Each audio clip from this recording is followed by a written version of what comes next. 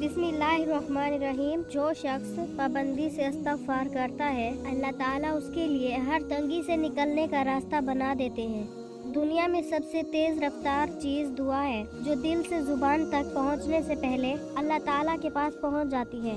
जब कोई मुसलमान दूसरे मुसलमान भाई के लिए दुआ करता है तो फरिश्ते कहते हैं आमीन। अल्लाह ताला के फैसलों पर यकीन रखो, ज़िंदगी आसान हो जाएगी। जिससे उसके वालिदैन राज़ी नहीं, उससे अल्लाह ताला भी राज़ी नहीं। ये ना सोचो कि अल्लाह ताला तुम्हारी दुआ कबूल नहीं करता, बल्कि ये शुक्र करो कि तुम्हारे गुनाहों की सज़ा फ़ौरन नहीं देता। तौबा का ख्याल खुशबख्ती की अलामत है, क्योंकि जो अपने गुनाह को गुनाह ना समझे वो बदकिस्मत है।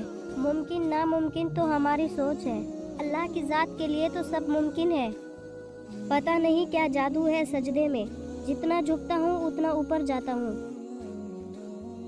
वीडियो अच्छी लगे तो चैनल को सब्सक्राइब, वीडियो को लाइक और शेयर ज़रूर कीजिएगा।